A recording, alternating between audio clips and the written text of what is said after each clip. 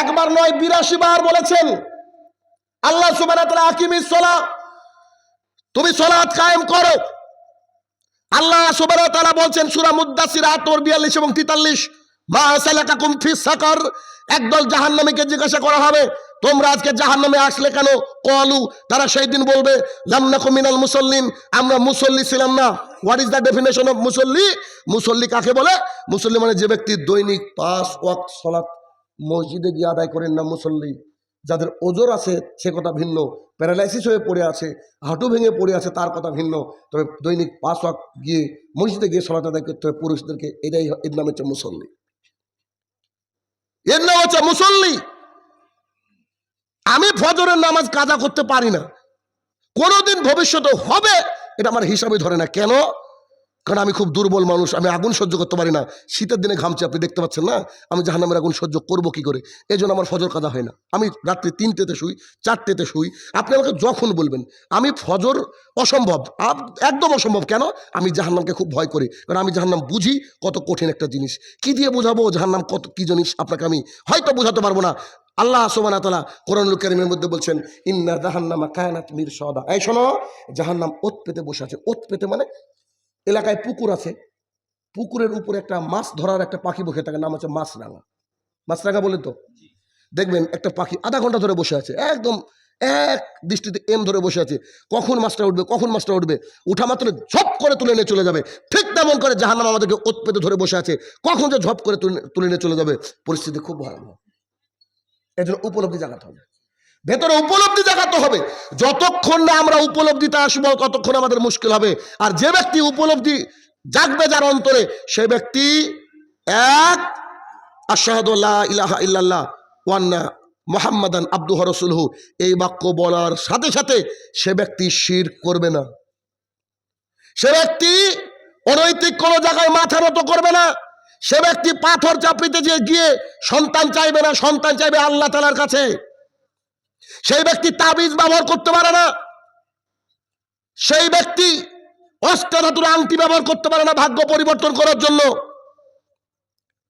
সেই ব্যক্তি সন্তান যদি না হয় ৭০ বছর অপেক্ষা করবে আল্লাহর কাছে দোয়া করে, তবে কোনো মাজারে গিয়ে বলবে না যে বাবা আমার সন্তান হয় না, সন্তান দাও। যদি উপলব্ধি জাগে আল্লাহ সুবহানাহু ওয়া তাআলার কাছে যে আল্লাহ সন্তান দেওয়ার মালিক, আল্লাহ না সন্তান রাখার মালিক, আল্লাহর কাছে যদি চান নিশ্চয়ই তিনি দিবেন। আপনি যখন অন্য কারো কাছে যাবেন তার মানে বোঝা গেল আল্লাহ অপারগ। আউযুবিল্লাহ। আল্লাহ অপারগ হতে পারে নাকি? আল্লাহ চাইলে সন্তান দিতে পারে, আল্লাহ না চাইলে সন্তান গোটা পৃথিবীর সায়েন্স টেকনোলজি মিলে একটা মানুষকে সন্তান দিতে পারে না। উপলব্ধি যেদিন জাগবে সেদিন আপনার এইটা হবে।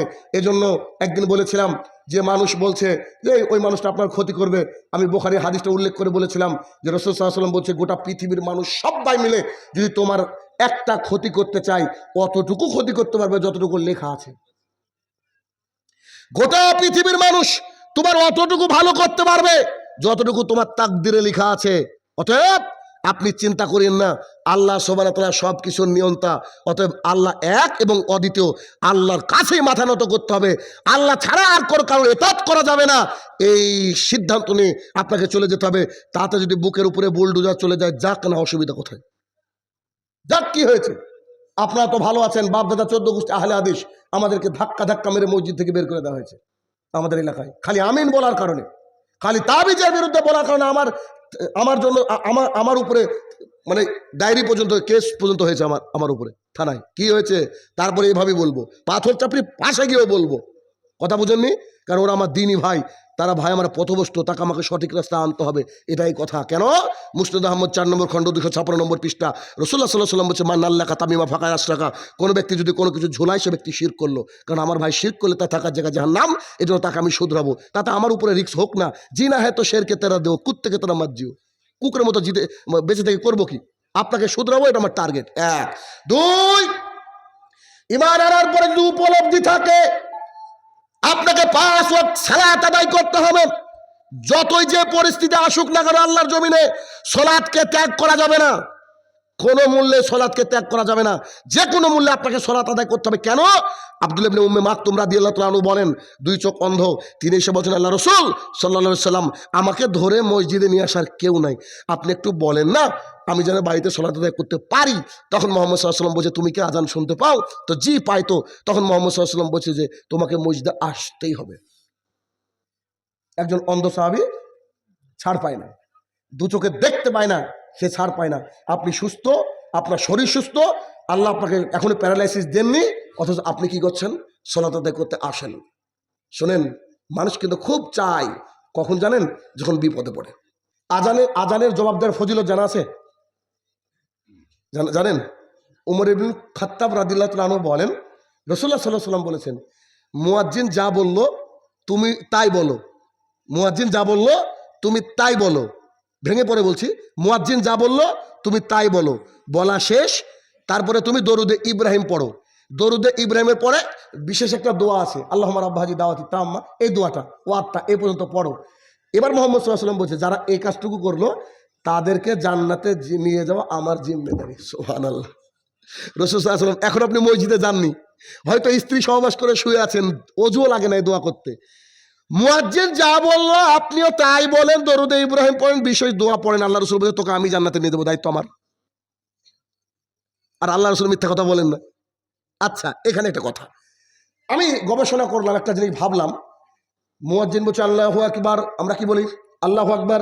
মুয়াজ্জিন বলছে আশহাদু আল্লা ইলাহা ইল্লাল্লাহ, আমরা বলছি আশহাদু লা ইলাহা ইল্লাল্লাহ। কিন্তু মুয়াজ্জিন বলছে হাইয়া আলাস সালাহ। মুয়াজ্জিন বলছে হাইয়া আলাস সালাহ, তখন আমরা বলছি লা হাওলা ওয়ালা কুওয়াতা ইল্লা বিল্লাহ। এক মিনিট, এইখানে যদি আল্লাহ সুবহানাহু ওয়া তাআলা মুহাম্মদ সাল্লাল্লাহু আলাইহি ওয়াসাল্লামকে দিয়ে বলাতেন যে হাইয়া আলাস সালাহ মানে কি? মসজিদের দিকে আসো, নামাজে আসো, তাই তো? এখন যদি আল্লাহ তাআলা আরবিতে বলতেন যে তোমরা আমার বান্দাকে দোয়াটা শিখে দাও, ওকে আমি আসছি, তাই তো হওয়া উচিত। আল্লাহ ডাকছেন তো, আল্লাহ রসুলের মুয়াজ্জিন তো ডাকছে, তাই না? মুয়াজ্জিন কার দ্বারা নিযুক্ত? আল্লাহ রসুলের, আল্লাহর জন্য। এখন কারো বাবার ক্ষমতা আছে আজান দিতে? কারণ ওকে একটা টাইম বেঁধে দেওয়া আছে না? দেখেন, তাহলে ও কিন্তু আল্লাহর হিসাব করেও কাজ করবে, আল্লাহর দ্বারা ও সিলেক্টেড। তো সেই ব্যক্তি বলছে হাইয়া আলাস সালাহ, আমরা কি বলছি? লা হাওলা ওয়ালা কুওয়াতা ইল্লা বিল্লাহ। আমি শুধু ভাবি আল্লাহ আমার কত বড় মেহেরবান। একটু কল্পনা করেন যদি এরকম হতো, আচ্ছা ঠিক আছে মসজিদে আসছি, তাহলে যে ব্যক্তি প্যারালাইসিস সে ব্যক্তি যখন এই কথাটা বলতো, সে কি আল্লাহর কাছে বেঈমান হয়ে যেত না? কিন্তু আমরা যেটা বলছি তার অর্থ কি বলেন তো? লা হাওলা ওয়ালা কুওয়াতা ইল্লা বিল্লাহ। হে আমার প্রতিপালক, আমার কোনো ক্ষমতা নাই, তুমি যদি ক্ষমতা না দাও। সুবহানাল্লাহ।